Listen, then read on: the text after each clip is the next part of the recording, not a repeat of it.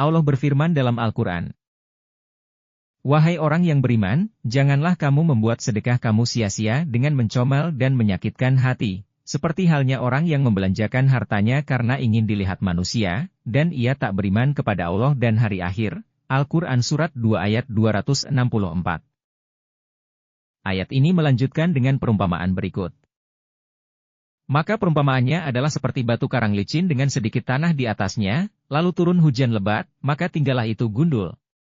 Mereka tak mendapatkan keuntungan sedikit pun dari apa yang mereka usahakan. Al-Quran Surat 2 ayat 264. Sebaliknya, bagi mereka yang bersedekah dengan niat mencari keridhaan Allah, Allah memberikan perumpamaan.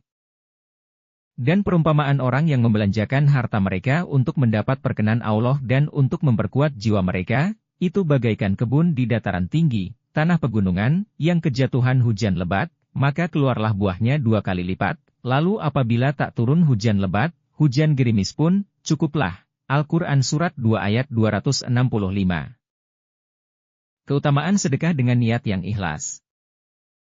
Jika seseorang bersedekah hanya untuk pamar dan sering mengungkit-ungkit pemberiannya, maka sedekahnya tidak memberikan manfaat bagi perkembangan spiritualnya.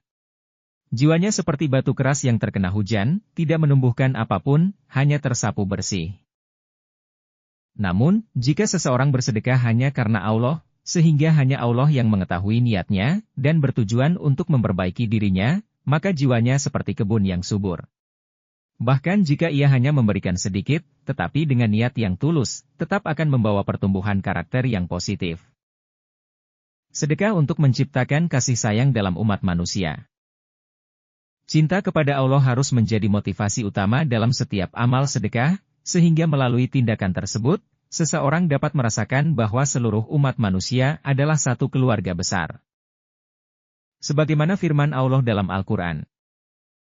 Dan memberikan harta, karena cinta kepadanya, kepada kaum kerabat, dan anak yatim, dan kaum miskin, dan orang bepergian, dan orang minta-minta, dan memerdekakan budak belian. Al-Quran Surat 2 ayat 177.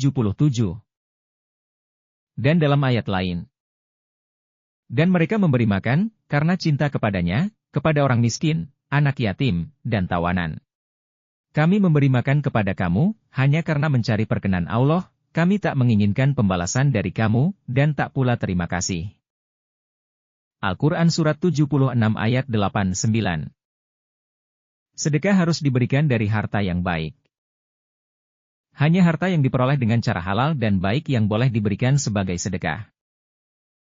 Allah berfirman dalam Al-Quran. Wahai orang yang beriman, belanjakanlah sebaik-baik barang yang kamu peroleh dari usaha kamu, dan barang yang kami keluarkan untuk kamu dari bumi, dan janganlah berniat membelanjakan barang yang buruk, yang kamu sendiri tak mau mengambilnya, kecuali jika kamu memejamkan mata kamu. Al-Quran Surat 2 ayat 267. Ayat ini menekankan bahwa sedekah yang diberikan tidak boleh berupa sesuatu yang tidak layak atau sesuatu yang dianggap rendah oleh pemberinya.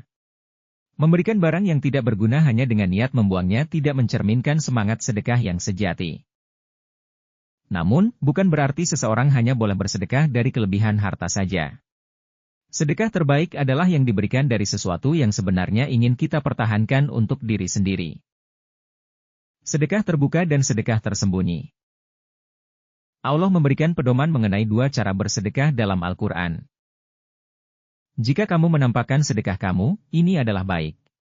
Dan jika kamu merahasiakan itu, dan kamu berikan kepada orang melarat, ini pun baik bagi kamu. Dan ini akan menghapus sebagian perbuatan kamu yang buruk, dan Allah itu yang maha waspada akan apa yang kamu kerjakan. Al-Quran Surat 2 ayat 271. Islam mengajarkan bahwa baik sedekah terbuka maupun sedekah tersembunyi memiliki keutamaannya masing-masing. Sedekah terbuka, diumumkan, tujuannya adalah dapat mendorong orang lain untuk ikut bersedekah, seperti dalam penggalangan dana untuk kepentingan umum. Sedekah tersembunyi tujuannya adalah bila dirasa lebih baik bagi jiwa pemberi, karena mencegahnya dari sifat ria, atau keinginan pamer. Dalam Islam, kedua bentuk sedekah ini sama-sama penting. Oleh karena itu, seorang muslim dianjurkan untuk melakukan sedekah secara terbuka dalam hal yang membutuhkan partisipasi banyak orang dan secara tersembunyi dalam sedekah pribadi kepada orang-orang yang membutuhkan. Kesimpulan ayat cara bersedekah yang benar dalam Islam. 1. Sedekah harus diberikan dengan niat tulus karena Allah, bukan untuk pamer atau mengharapkan pujian dari orang lain. 2. Sedekah yang diberikan dengan niat tidak ikhlas tidak akan membawa manfaat spiritual bagi pemberinya, sebagaimana dijelaskan dalam perumpamaan batu licin yang tersapu hujan. 3. Sarana untuk menciptakan persaudaraan dalam umat manusia, membantu mereka yang membutuhkan tanpa melihat latar belakang mereka. 4. Hanya harta yang baik dan halal yang boleh diberikan sebagai sedekah, sedangkan harta yang buruk atau tidak layak tidak seharusnya disedekahkan. 5. Sedekah bisa diberikan secara terbuka maupun tersembunyi, tergantung pada konteksnya.